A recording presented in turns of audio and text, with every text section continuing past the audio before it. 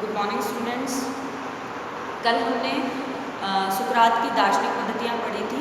आज हम सुकरात का जो ज्ञान का सिद्धांत है उसकी चर्चा करेंगे। सुकरात का ज्ञान का सिद्धांत उनके पूरे दर्शन का सार, हम ये ऐसा कह सकते हैं। हमने कल की क्लास में डिस्कस किया था कि सुकरात का दर्शन सोफिस्टों के दर्शन की प्रतिक्रिया के रूप में हमारे सामने आता है। सोफिस्ट सत्य के बारे में, सोफिस्ट नैतिकता के बारे में या दार्शनिक दृष्टिकोण के बारे में अपनी जो राय रखते हैं, सुकरात उससे विपरीत मत हम लोगों के सामने रखते हैं। सोफिस्ट सत्य को परिवर्तनशील मानते हैं, ज्ञान को व्यक्तिनिष्ठ मानते हैं। सुकरात इसे स्वीकार नहीं करता। सुकरात ये कहता है कि ज्ञान वस्तुनिष्ठ होता है, ज्ञान सार्वभौम होता है, मतलब ज्ञान का निर्धारण वस्तु के हिसाब से होगा, ज्ञान का निर्धारण व्यक्ति के हिसाब से नहीं होगा। जबकि सोफिस्ट ये मानते थे कि ज्ञान का जो निर्धारक तत्व वो वस्तु होने की बजाय मनुष्य है, और उनका वो स्टेटमेंट भी हम सब जानते हैं कि मनुष्य सभी वस्तुओं का मापदंड है। यहाँ पर वो केंद्र में मानव को रख देते हैं और जो वस्तु है या जिसका हमें ज्ञान प्राप्त होता है उसको द्वितीयक स्तर पर रखते हैं। जबकि सुकरात ये मानता है कि ये बात सही है कि ज्ञान प्राप्त करने वाला व्यक्ति होता है, ज्ञाता होता है, और इंद्रियों से जो हमको ज्ञान प्राप्त होता है वो भी महत्वपूर्ण है। ज्ञान के सिद्धांत में प्रत्यक्ष की भी भूमिका होती है, महत्वपूर्ण भूमिका होती है, लेकिन वो एक साधन है और वो अंतिम साधन नहीं है। बल्कि प्रत्यक्ष से हमें जो ज्ञान प्राप्त होता है वो कई बार हम ये कह सकते हैं कि उतना स्पष्ट और उतना सत्य नहीं होता। इसीलिए हम कई तरीके के प्रत्यक्ष करते हैं, कई तरीके के अनुभव करते हैं, उसके बाद जाकर हम कोई एक ऐसे ज्ञान पे या सत्य के किसी ऐसे सिद्धांत पर पहुंचते हैं जिसे अधिकतर लोग स्वीकार कर सकें। ठीक है, तो सुकरात के कहने का मतलब यही है कि उसका ज्ञान जो है या उसका ज्ञान का सिद्धांत जो है उसके हिसाब से ज्ञान वस्तुनिष्ठ होता है। वस्तुनिष्ठ होने का मतलब होता है कि ज्ञान वस्तु के हिसाब से निर्धारित होता है, और अलग अलग जो अनुभव है, विभिन्न विशेष जो अनुभव है, उनसे हम कोई ऐसा सामान्य तत्व खोजेंगे जिस पर, या सामान्य मापदंड खोजेंगे जिस पर सभी मनुष्य एक मत में हम ये कह सकते हैं कि सहमत हो सकते हैं कि हाँ ये ज्ञान का सिद्धांत है। इसके अलावा सुकरात ये मानता है कि हम ज्ञान के सिद्धांत तक पहुँचेंगे कैसे, या हमें ज्ञान होगा कैसे। तो सुकरात कहता है कि ज्ञान हमें तर्क के माध्यम से होता है, ज्ञान हमें परिभाषाओं के माध्यम से होता है। जब हम युक्त चिंतन करते हैं अलग अलग विचारों पर या अलग अलग परिभाषाओं पर, और उसके बाद हम किसी अवधारणा पर पहुंचते हैं और एक तरीके से हम अवधारणा बनाते हैं। ये वो आगमनात्मक पद्धति है जिसकी चर्चा हमने पिछली क्लास में भी की थी कि विशेष जो तथ्य हैं, विशेष जो अनुभव हैं, उन सब का निरीक्षण करें, उन सब का विश्लेषण करें, उसके बाद उनमें से कोई एक सार्वभौमिक तत्व हम निकालें या कोई सार्वभौमिक प्रत्यय या परिभाषा निकालें। सुकरात प्रत्ययों की और संप्रत्ययों की बात करता है, तो वहाँ उसके कहने का मतलब यही है कि हम परिभाषाओं के माध्यम से उन प्रत्ययों तक पहुँचते हैं, उन विचारों तक पहुँचते हैं और हमें उनका ज्ञान होता है। तो ये तर्क और परिभाषा, युक्त चिंतन, ये वो साधन है जो ज्ञान प्राप्ति में हमारी मदद कर सकता है। इसके अलावा सुकरात ये कहता है कि कोई भी व्यक्ति एक श्रेष्ठ जीवन जिए, एक सद्गुणी जीवन जीवे, इसके लिए ज़रूरी है कि पहले उसे सद्गुण का और उचित अनुचित का ज्ञान होना ज़रूरी है। जब तक मुझे ये नहीं पता हो कि मेरे लिए उचित क्या है, मेरे लिए अनुचित क्या है, शुभ क्या है, अशुभ क्या है, उपयोगी क्या है, अनुपयोगी क्या है, जब तक मुझे इसका ज्ञान नहीं होगा तब तक मैं वो कर्म भी नहीं कर पाऊँगी। तो ये जो ज्ञान का सिद्धांत है ये हमारे उपयोगी और श्रेष्ठ जीवन जीने में मददगार साबित होता है। ठीक है, तो ज्ञान के सिद्धांत को ही हम ये कह सकते हैं कि यही सुकरात का एक तरीके से सद्गुण का सिद्धांत भी है, क्योंकि वो ज्ञान और सद्गुण को एक मानता है। आगे जाके हम देखेंगे। इसके अलावा ज्ञान सद्गुण की पूर्व शर्त है, एक तरीके से हम ये कह सकते हैं। और हमें जो ज्ञान का सिद्धांत है वो क्यों ज़रूरी है, वो हमारे व्यवहारिक जीवन में बहुत काम आता है। हमें सही जीवन जीने के लिए, हमें अच्छा जीवन जीने के लिए, जैसे मैंने अभी बताया, ज्ञान की ज़रूरत पड़ती है।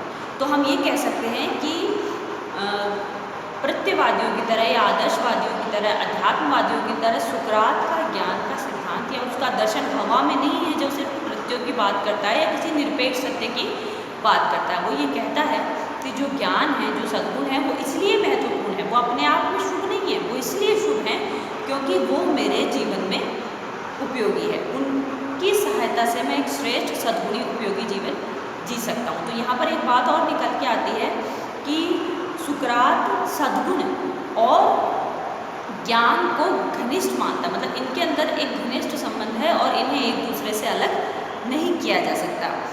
क्यों नहीं अलग किया जा सकता? वो इन दोनों को एक ही स्वीकार करता है। वो कहता है ज्ञान में और सद्गुण में एकरूपता होनी चाहिए। ज्ञान और सद्गुण में घनिष्ठता इसीलिए है क्योंकि जब मुझे सही उचित का ज्ञान होगा, साहस का, संयम का, सत्य का, न्याय का, सौंदर्य का, जब मुझे इन सब का ज्ञान होगा तभी मैं इनके आधार पर कोई कार्य कर पाऊंगी। कोई व्यक्ति बुरा कार्य क्यों करता है, कोई व्यक्ति अशुभ कार्य क्यों करता है? सुकरात कहता है कि कोई व्यक्ति अशुभ कार्य इसलिए करता है क्योंकि उसे उचित का ज्ञान है। अगर उस व्यक्ति को उचित का ज्ञान हो, सही का ज्ञान होगा तो वो कर्म भी सही करेगा। सत्कर्म करने के लिए आपको उससे पहले सत का ज्ञान भी होना जरूरी है। मान लीजिए कोई व्यक्ति शराब पीता है तो सुकरात ये कहेगा कि वो शराब पीने जैसा अशुभ कर्म क्यों कर रहा है, क्योंकि उसको ये पता नहीं है कि शराब पीना एक बुरी बात है।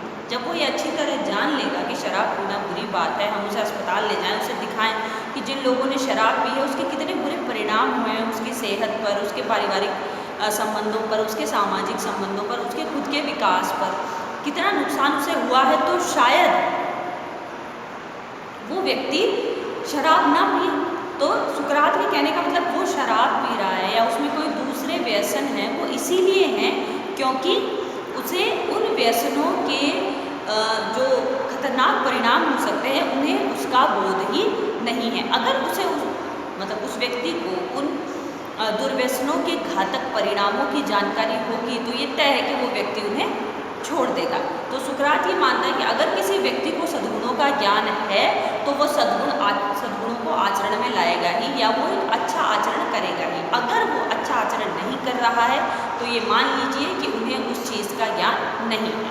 इसके अलावा सुकरात सद्गुण को एक ही मानता है और वो एक सद्गुण है ज्ञान। कहने को सद्गुण बहुत है, साहस है, सत्य है, संयम है, न्याय है, सौंदर्य है, लेकिन इन सब को सुकरात कहता है कि किसी एक सद्गुण में हम डाल सकते हैं। ये सब सारे सद्गुण ज्ञान में आ सकते हैं, इसलिए उसने एक ही सद्गुण माना। सद्गुणों की अनेकता के बजाय सद्गुणों की एकता में विश्वास किया और ज्ञान को ही इसने वो सद्गुण माना। इसके अलावा उसने ज्ञान को परम शुभ माना है, क्योंकि वो एक ही सद्गुण को स्वीकार करता है ज्ञान, इसलिए उसने ज्ञान को या सद्गुण को परम शुभ कहा है। मतलब इसके जीवन में होने से आपका जीवन भी श्रेष्ठ होगा, आपका जीवन भी शुभ होगा, ये सुकरात कहना चाहता है। सुकरात एक बात और कहता है कि जिस तरीके से ज्ञान और सद्गुण को अलग नहीं किया जा सकता, उसी तरीके से सद्गुण और आनंद को भी अलग नहीं किया जा सकता। कोई व्यक्ति एक आनंदमय जीवन तभी जी सकता है जब वो सद्गुणी हो, जब उसे उचित अनुचित शुभ अशुभ का ज्ञान हो, जब उसे सद्गुण जितने हैं उनका ज्ञान हो और उनके हिसाब से वो जीवन जीता हो, तभी वो आनंदित रह सकता है। इसके अलावा वो आनंद नहीं रह सकता। तो आनंदित रहने के लिए ज़रूरी हो कि आपको सद्गुणों का ज्ञान। सद्गुणों का ज्ञान आप कैसे प्राप्त करेंगे? सद्गुणों का ज्ञान प्राप्त करने के लिए ज़रूरी है कि आप तर्क और विश्लेषण के माध्यम से, युक्ति चिंतन के माध्यम से परिभाषाओं तक पहुँचे, प्रत्ययों तक पहुँचे।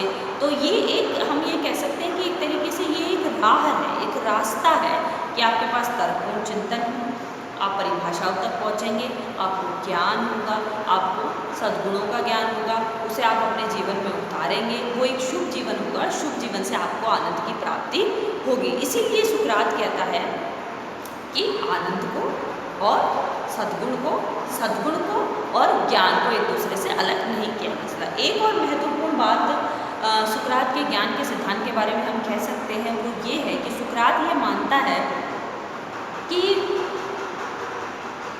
जो सद्गुण है वो सीखे जा सकते हैं।